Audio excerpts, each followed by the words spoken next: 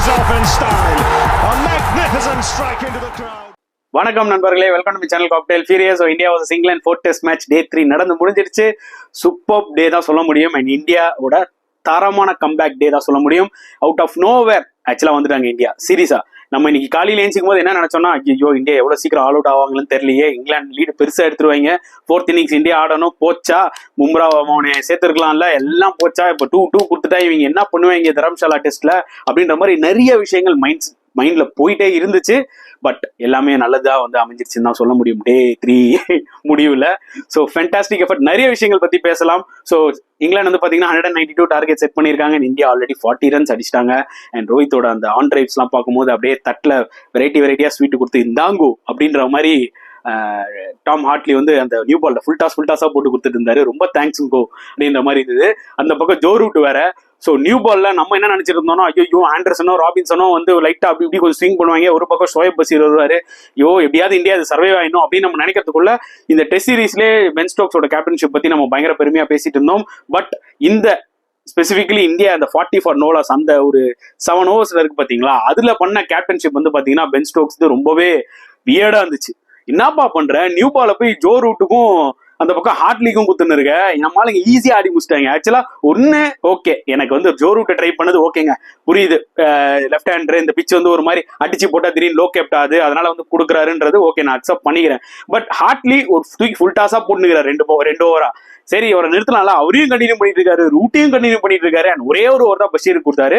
நியாயமா ஒரு ஆண்டர்சனை வச்சு ஸ்டார்ட் பண்ணிட்டு ஒரு பக்கம் பஷீர் கொடுத்துருக்கணும். இல்ல ஒரே ஒரு ஜோ ரூட் ட்ரை பண்ணிட்டு அதுக்கப்புறமா பஷீரும் ஆண்டர்சனும் மட்டுமே நீங்க முடிச்சிருக்கணும். ஏன் அப்படி ஒரு வியர்டான ஒரு போலிங் ஆப்ஷன் போனாருன்னு தெரியல பென் ஸ்டோக்ஸ். அவர் தலையில அவரே மனவாரி போட்டுக்கிட்டாரு நிஜமாவே. ஏன்னா ஆண்டர்சன் தான் ரோஹித் அவுட் ஆகினாரு ஃபர்ஸ்ட் இன்னிங்ஸ்ல, அது கண்டிப்பா ரோஹித்தோட மைண்ட்ல இருந்திருக்கும். பட் அங்க ட்ரிக் விட்டாரு. இவ்வளவு ஸ்மார்ட்டா இருக்கிற ஒரு பென் ஸ்டோக்ஸ் இங்க இப்படி கோட்டை விட்டாருன்னு தான் எனக்கு தெரியல. எனிவே வந்து பாத்தீங்கன்னா ரூட் இந்த பக்கம் ஹார்ட்லி இந்த பக்கம் நியூ பால்ல வந்து பாத்தீங்கன்னா போடும் போது ஒரு பக்கம் ரோஹித்தும் ஜெய்ஸ்வாலும் ஜாலி, அவங்க 2 பேருமே வந்து நியூ பால்ல வந்து ஃபுல் டாஸ் போட்டுட்டு இருக்காங்க, இந்தாங்கோன்னு செமையா விளையாடிட்டு இருந்தாங்க. அதான் சொல்ற, ரோஹித் செம ஃபார்ம்ல இருக்காரு. சட்டனா வந்து பாத்தீங்கன்னா ஒரு 2 ஆண்ட்ரை அடிச்சோடனே நம்மால் வந்து அந்த ஒரு ஃப்ளோல வந்துட்டாரு. அண்ட் ஒரு பக்கம் ஜெய்ஸ்வால் வந்து பாத்தீங்கன்னா நான் ஆல்ரெடி 100 ரன் தான் நான் வந்து விளையாடுறேன் அப்படின்ற மாதிரி அவர் அவ்வளவு கான்ஃபிடண்டா விளையாடிட்டு இருக்காரு. ஸோ எல்லாமே பாசிட்டிவா வந்து அமைஞ்சிட்டு இருக்கு இந்தியாவுக்கு. நாளைக்கு 152 runs balance, 10 wickets in hand. And yes, இன்னைக்கு மேட்சை பத்தி டெஃபினட்டா நம்ம வந்து சொல்லணும்னா முதல்ல வந்து நம்ம ஜூரலோட இன்னிங்ஸை பத்தி தான் சொல்லணும். ஏன் அதை நான் திரும்பி சொல்றேன்னா, த்ருவ் ஜூரலோட 90 பிளஸ் ஜூரல் அண்ட் குல்தீப்போட அந்த 76 ரன் பார்ட்னர்ஷிப் இல்லைன்னா இன்னைக்கு இவ்வளவு நிலைமைக்கு இந்தியா வந்திருக்கவே மாட்டாங்க. ஜஸ்ட் இமேஜின் பண்ணி பாருங்க, எண்ட் ஆஃப் டே 2 அந்த எஸ்பெஷலி அந்த லாஸ்ட் ஒரு 1.5 hours இவங்க 2 பேரும் தம் கட்டி ஆடி அந்த ஒரு 42 ரன்ஸ் அடிக்கலனா என்ன நிலைமை இருக்கும், அன்னைக்கே ஆல் அவுட் ஆயிருக்கும். அண்ட் இங்கிலாந்து லீடு பாத்தீங்கன்னா 120 ரன் போயிருக்கும் கிட்டத்தட்ட. அவங்க வந்து பாத்தீங்கன்னா இப்போ ஒரு எவ்வளவு அடிச்சாங்க, 140 அடிச்சாங்களா. ஸோ கிட்டத்தட்ட 260 270 டார்கெட் செட் பண்ணா சைக்கலாஜிக்கலி இந்தியா அஃபெக்ட் ஆயிருப்பாங்க. பட் அதான் இல்ல, த்ருவ் ஜூரல் அண்ட் குல்தீப் 2 பேருமே ஸ்டபனா நின்னாங்க. அந்த ஃபைட்டிங் ஸ்பிரிட் ரொம்பவே பிடிச்சிருந்தது எனக்கு. அதுக்கப்புறம் நெக்ஸ்ட் டேலையும் வந்து பாத்தீங்கன்னா அதை கண்டினியூ பண்ணாங்க. கிட்டத்தட்ட 1 hour விளாண்டாங்க. நான் மேட்ச் பார்த்துட்டே இருக்கேன், ரன்ஸ் அடிக்கிறீங்களோ இல்லையா, நீங்க எவ்வளவு நேரம் நிக்கிறீங்களா, அதான் ரொம்ப இம்பார்ட்டன்ட். நிக்க இங்கிலாந்துக்கு வந்து டென்ஷன்ரா அப்படின்ற மாதிரி தான் இருந்துச்சு. அதுக்கேற்ற மாதிரி தான் வந்து பாத்தீங்கன்னா 2 பேருமே சூப்பர்பா அந்த 1 hour ரன்ஸும் வந்துச்சு, கொஞ்சம் அட் சேம் டைம் ஸ்டேவும் பண்ணாங்க. அன்லக்கிலி குல்தீப் வந்து இந்த இன்சைட் ஏஜ்ல அவுட் ஆயிட்டாரு. பட் அதுதான் பிளாட்ஃபார்மே இந்தியாவுக்கு செட் பண்ணுச்சு. ஸோ குல்தீப் அவுட் ஆகும்போது ஓகே, ஓரளவுக்கு ஒரு 80 ரன்ஸ் கிட்டத்தட்ட ட்ரைல கொண்டு வந்துட்டோம். பட் ஜூரல் அது மட்டும் நிறுத்தாம ஆகாஷ்தீப் வந்தாரு, அவரோட சேர்ந்து ஒரு 40 ரன்ஸ் பார்ட்னர்ஷிப். ஸோ வந்து பாத்தீங்கன்னா 60 கிட்ட வந்துருச்சு. அதுக்கப்புறமா சிராஜ் வந்தாரு, அப்புறமா ஒரு 4-6 அவரோட சேர்ந்து ஒரு 15 ரன். பட் அன்பார்ச்சுனேட்லி ஜூரல் 90ல அவுட் ஆயிட்டாரு. Definitely deserve that 100. பட் இந்த 90 வந்து பாத்தீங்கன்னா டெஃபினட்டா 150க்கு ஈக்குவலுங்க. அந்த லெவலுக்கு ஒரு ரெஸ்பான்சிபிலிட்டியோட விளையாடினாரு. 22 வயசுல இவ்வளவு மெச்சூரிட்டியோட விளையாடுறத பார்க்கும்போது நிஜமாவே ரொம்ப ஹாப்பியா இருக்கு. அண்ட் ரிஷப் பண்ட்டுக்கு அப்புறம் இந்தியாவுக்கு ஒரு நல்ல ஒரு கீப்பர் பேட்ஸ்மேன் கிடைச்சிருக்காங்கன்னா அது ஆப்வியஸ்லி த்ருவ் ஜூரல் தான். Nothing against KS Bharat. ஏன்னா கேஎஸ் பரத்துக்கு நிறைய ஆப்பர்ச்சுனிட்டி கிடைச்சது. அதுல அவர் ஏதாவது ஒரே ஒரு மேட்ச்ல ஒரு இந்த மாதிரி ஒரு இன்னிங்ஸ் விளையாடிந்தாருன்னா அவரோட பிளேஸை சிமெண்ட் பண்ணிருக்கலாம். பட் கிட்டத்தட்ட அவருக்கு வந்து பாத்தீங்கன்னா 12-13 இன்னிங்ஸ் கிடைச்சது, அது அவர் யூஸ் பண்ணிக்கவே இல்லை. வேற த்ருவ் ஜூரல் எடுத்துக்கிட்டீங்கன்னா கிட்டத்தட்ட 2 இன்னிங்ஸ் தான் கிடைச்சது. 2 இன்னிங்ஸ்லுமே அவர் பெர்ஃபார்ம் பண்ணி காமிச்சிட்டாரு தான் உண்மையா சொல்லணும். கீப்பிங் வைஸும் சூப்பரா பண்ணாரு. எஸ், இன்னைக்கு ஒரு ஸ்டம்பிங் மிஸ் பண்ணாரு. But it happens in cricket. அதாவது இதுதான் அவரோட அதாவது என்ன சொல்றது, 2வது டெஸ்ட் மேட்ச் அப்படின்னும் போது ஏதாவது அப்படி மிஸ்டேக் எல்லாருமே 100% பண்ண முடியாது. ஸோ ஹோப்ஃபுல்லி அதையும் வந்து ரெக்டிஃபை பண்ணி பாருன்னு நினைக்கிறேன் ஜூரல். அந்த லாஸ்ட் கேட்சும் சூப்பரா எடுத்தாரு. அந்த ஆண்டர்சன் இப்படி ரிவர்ஸ் ஸ்வீப் ஆடும்போது டக்குன்னு பேட்ல போட்டு வந்து பாத்தீங்களா, அந்த கேட்ச் ஆக்சுவலா நல்லா எடுத்தாரு Jurel. So bright spot for India சீரியஸாவே. இது இல்லைன்னா இவ்வளவு தூரம் நம்ம பேசிருக்கவே முடியாது, தலையில துண்டு தான் போட்டுருப்போம் seriously. Jurel to extent Kuldeep Yadav 2 பேருக்கும் சல்யூட் அடிச்சுக்கிட்டே இருக்கணும். அதுவும் 50 போட்டதுக்கு அப்புறம் ஜூரல் ஒரு சல்யூட் அடிச்சாரு. நிஜமாவே வந்து பாத்தீங்கன்னா ஒரு செம ரெஸ்பெக்ட் அவர் பார்க்கும்போது actually. So after that yes, England பொறுத்தவரைக்கும் பார்த்தீங்கன்னா கொஞ்சம் டிசப்பாயிண்ட் ஆயிருப்பாங்க. மார்னிங் செஷனு எவ்வளோ சீக்கிரம் இந்தியாவை சுருட்டணும்னு பார்த்துருப்பாங்க. பட் அது நடக்கல. எனிவேஸ் வந்து பார்த்தீங்கன்னா அவங்ககிட்ட 46 ரன்ஸ் லீடு இருந்துச்சு. என்னதான் இருந்தாலும் இந்த பிச்சில் ஒருத்தன் 46 ரன்ஸ் அடிச்சாலே பெரிய விஷயம்.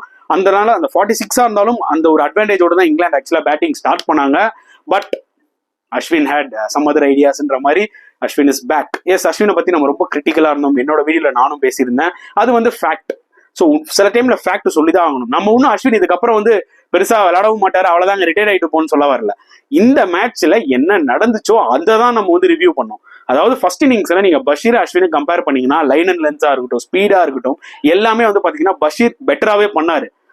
இன் அனலிட்டிக்கல் பாயிண்ட் ஆஃப் வியூல நீங்க பாத்தீங்கன்னாலே பஷீர் பெட்டரா பண்ணாரு அஸ்வினை விட. ஏன்னா ஓவர் தி விக்கெட் யூஸ் பண்ணி பஷீர் போட்டாரு. வேற அஸ்வின் வந்து பாத்தீங்கன்னா அரௌண்ட் தி விக்கெட் வந்து ரைட் ஹேண்ட் பேட்ஸ்மேன் போட்டிருந்தாரு, அந்த ரஃபை யூஸ் பண்ணாம. இங்க பஷீர் அந்த ரஃபை யூஸ் பண்ணி சூப்பரா போட்டு 5 விக்கெட் ஹால் எடுத்தாரு.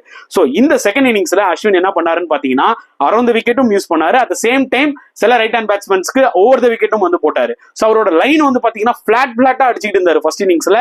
இந்த மேட்ச்ல வந்து பாத்தீங்கன்னா ஒரு சில பாலுங்க தூக்கியும் போட்டாரு. எப்போ அதாவது வெரைட்டியான ஒரு பால் போடும் போது தான் அவர் வந்து கொஞ்சம் பிளாட்டா போட்டார் தவிர மற்றபடி பேஸ் பாத்தீங்கன்னா அந்த 88 அண்ட் அந்த ஒரு 90க்குள்ள 87, 88 அந்த லெவலுக்குள்ள தான் அவர் வந்து பாத்தீங்கன்னா மெயின்டைன் பண்ணி போட்டிருந்தாரு. இந்த ஓல்டு அஸ்வின் அந்த இந்த சீரீஸ்லேயே வந்து அஸ்வினோட அந்த பழைய பெர்ஃபார்மன்ஸை பார்க்க முடியல. எஸ், அந்த செகண்ட் டெஸ்ட் மேட்ச் செகண்ட் இன்னிங்ஸ்ல அவர் வந்து ஆக்சுவலா நல்லா போட்டாரு. பட் அப்பார்ட் ஃப்ரம் தட் அந்த ஒரு ஸ்பார்க்கே இல்லாம இருந்துச்சு. இந்த இன்னிங்ஸ் அஸ்வின் வந்து காமிச்சிட்டாரு, இருங்க அதுக்குள்ள எல்லாரும் கிரிட்டிசைஸ் பண்றீங்களே, இதை பாரு வந்துட்டேன் அப்படின்ற லெவலுக்கு வந்து பாத்தீங்கன்னா நம்மளுக்கு எல்லாமே அந்த பெர்ஃபார்மன்ஸ் காமிச்சு செஞ்சுட்டாரு. So super. ஏன்னா கண்டிப்பா அஸ்வினோட எஃபர்ட் தேவைங்க இந்த செகண்ட் இன்னிங்ஸ் இந்தியா வின் பண்ணணும்னா, புரியுதா உங்களுக்கு? அதனாலதான் இந்த மாதிரி ஒரு லெஜெண்டரி பிளேயர்ஸ்லாம் வந்து பாத்தீங்கன்னா எக்ஸ்பெக்டேஷன்ஸ் ஜாஸ்தியா இருக்கும், கம்பேரிசன்ஸ் இருக்கும், அதெல்லாம் வந்து இல்லாமலாம் இருக்காது. ஸோ அந்த வகையில் அஸ்வின் வந்து அவரோட எக்ஸ்பீரியன்ஸை காமிச்சிட்டாரு செகண்ட் இன்னிங்ஸ்ல. So 32nd 5 wicket haul in test cricket Anil கும்ப்ளேவை ஈக்குவல் பண்ணியிருக்காரு. இன்னும் ஒரு 5 விக்கெட் ஹால் எடுத்தாலும் இவர் தான் லீடு இந்தியனா இருப்பாரு ஆக்சுவலா அந்த ஓவரால் 5 விக்கெட்ஸ்ல. சான்ஸே கிடையாதுங்க. அதுவே ஒரு பெரிய ரெக்கார்ட். அனில் கும்ப்ளே வந்து பாத்தீங்கன்னா செமையா பாராடி இருந்தாரு. And next Kuldeep Yadav.